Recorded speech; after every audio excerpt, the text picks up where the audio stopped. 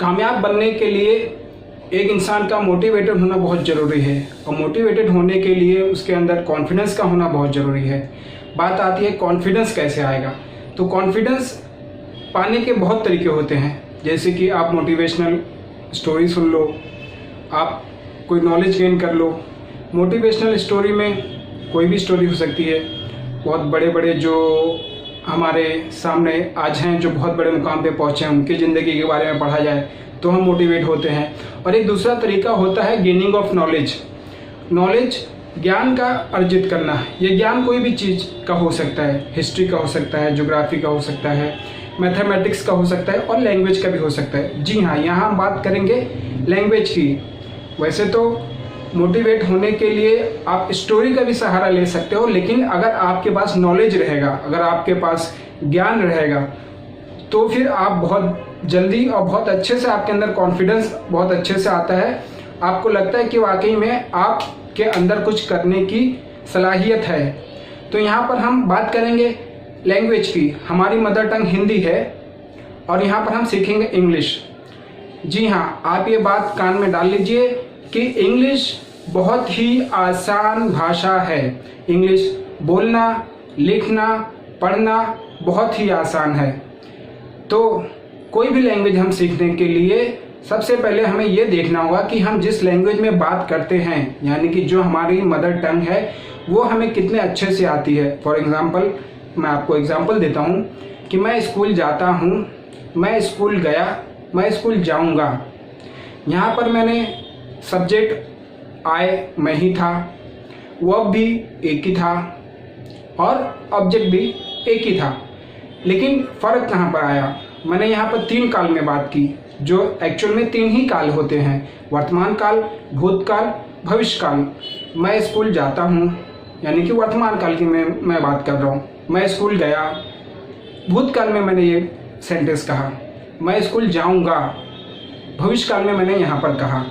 तो आपको ये ध्यान रखना होगा, और इसके पहचानने के बहुत आसान तरीका है। जब हम सिंपल प्रेजेंट टेंस यानी कि वर्तमान काल में बात करेंगे तो करता हूँ, करती है, करते हैं, ये सब आएगा। और जब हम सिंपल पास्ट की बात करेंगे तो आ, ई, ए, गया, खाया, पिया, ये आएगा।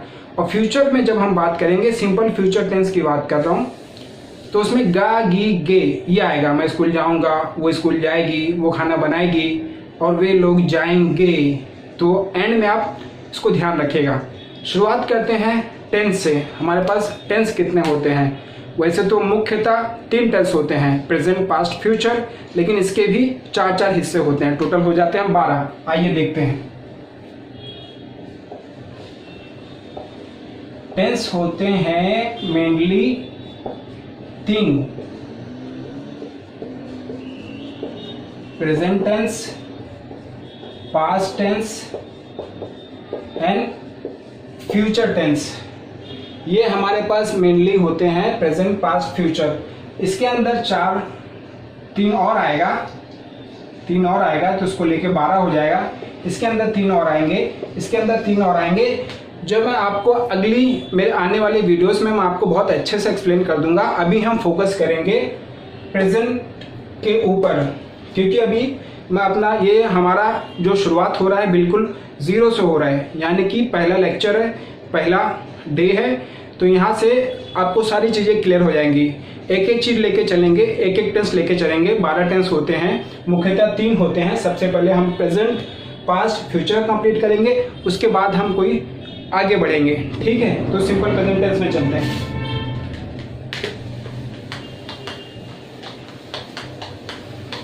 देखिए, सिंपल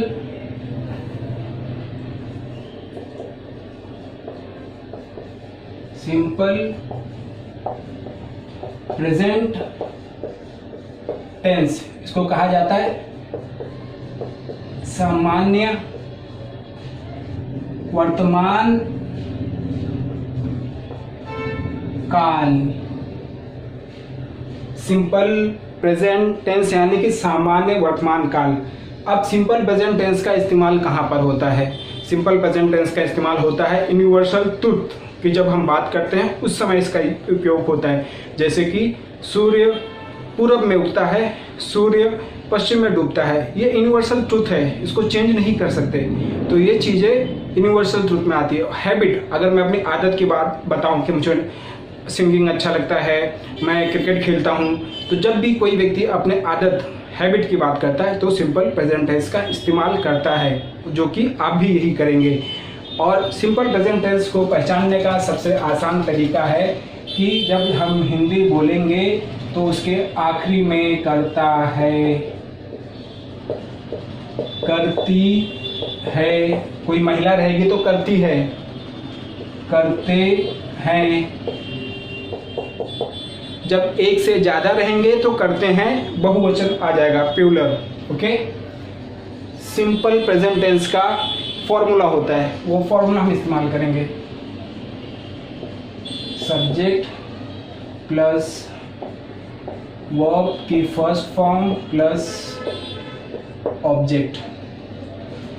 अभी सब्जेक्ट क्या होता है? सब्जेक्ट उसे कहते हैं जो करता, जो मेनली करता, जो काम करता है, जो मुख्य भूमिका निभाता है। वर्ब होती है क्रिया। क्रिया के 3 तरीके होते हैं, आप भी जानते हैं, first form, second form, third form. और अंत में आता है ऑब्जेक्ट, किसके ऊपर काम किया जा रहा है। सब्जेक्ट देखेंगे हम, I, you,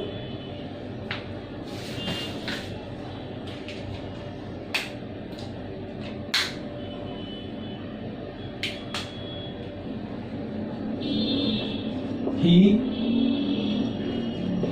she, it, this,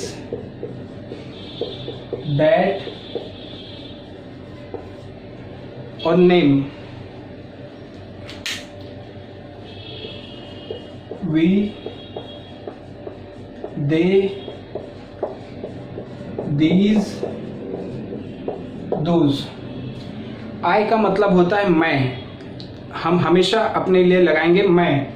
आई का मतलब मैं, यू का मतलब तुम या आप, ही का मतलब पुरुष के लिए इस्तेमाल होता है। जब हम किसी तीसरे आदमी की बात करेंगे, थर्ड पर्सन की बात करेंगे तो ही का इस्तेमाल होगा। जब हम किसी महिला या लड़की की बात करेंगे, उसके लिए हम कोई सेंटेंस बनाना चाहेंगे या उसके बारे में बात करेंगे तो शी इस्तेमाल होता है।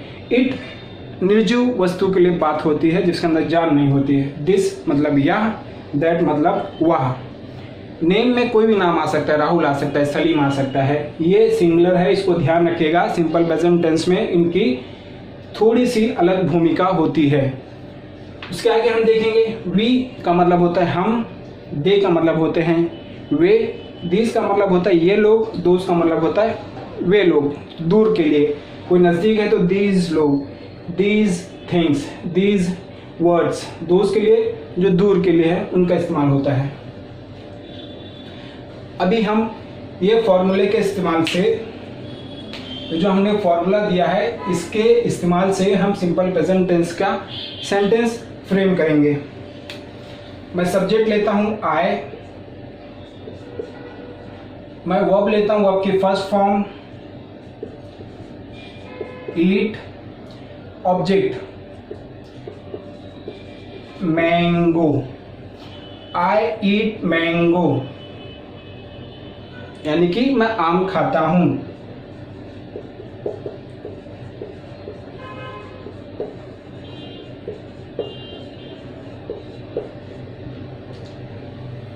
आई ईट मैंगो, मैं आम खाता हूं। यू हम सेम रखेंगे, वर्ब को हम सेम रखेंगे ताकि आपको समझने में आसानी हो। ऑब्जेक्ट को भी हम सेम रखेंगे, हम सब्जेक्ट को चेंज करेंगे ताकि आपको समझने में आसानी हो।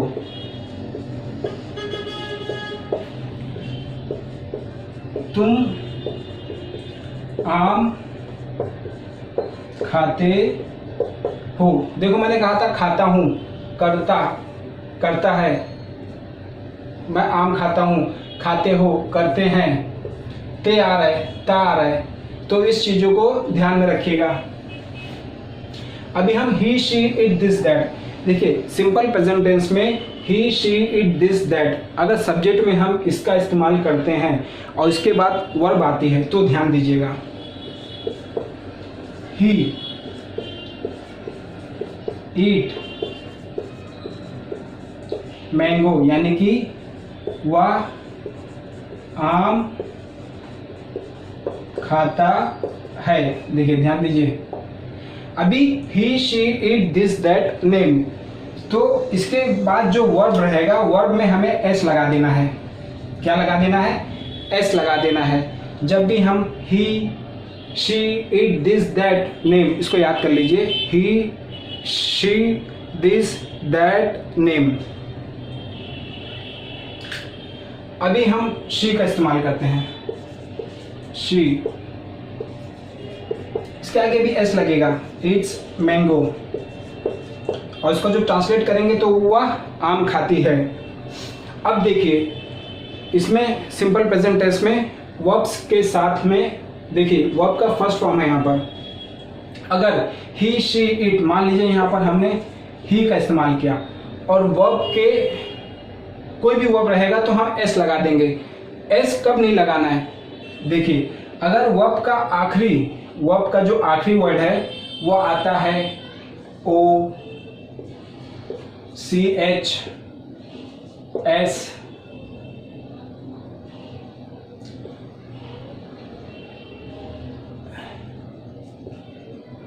एक्स एच, तो हमें क्या करना है? और X, O C H S X H X. अगर वर्ब के आखिरी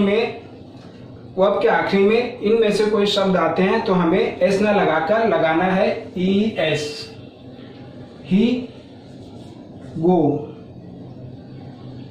टू स्कूल, तो वर्ब, ये देखिए सब्जेक्ट वर्ब के आखिरी में ओ है तो हमें क्या लगाना है? ई एस, ई एस लगाना है। कोई राहुल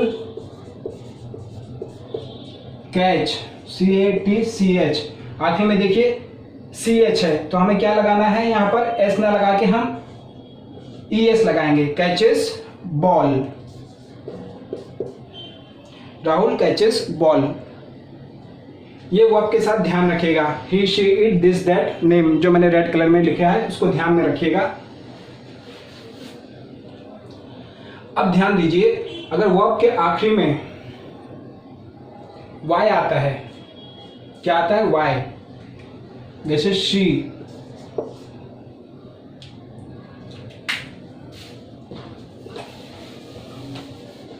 इसको हम मिटा देते हैं, ये आपको समझ में आ गया है।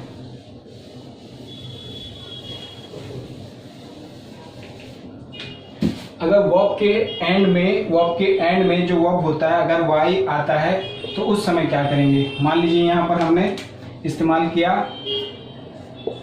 ही ट्राई अ कार,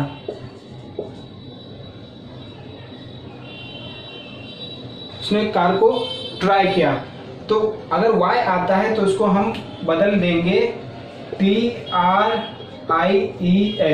वाई की जगह आई हो जाएगा और आगे ES लग जाएगा अगर एंड में वाई आता है तो। और ध्यान रखिएगा, अगर वाई के पहले वॉवल्स आते हैं, वॉवल्स क्या होते हैं? AEIOU, for example play, she play. जैसे मैंने कहा वाई, अगर वाई आता है तो ये आप लगा देंगे IES, लेकिन यहाँ पर वाई के पहले अगर वॉवल्स के शब्द आते हैं AEIOU तो हमें केवल S लगाना है। शी प्लेस गेम, वह खेल खेलती है। इसका बहुत ध्यान रखिएगा, सिंपल प्रेजेंट टेंस में इसका ध्यान रखिएगा, शी प्लेस गेम। और सिंपल प्रेजेंट टेंस में क्वेश्चन भी बनते हैं जिसको इंट्रोगेटिव कहा जाता है, वो मैं आपको मेरे आने वाली वीडियोस में मैं आपको बताऊंगा कि क्वेश्चन कैसे बनाया जाता है। ठीक है,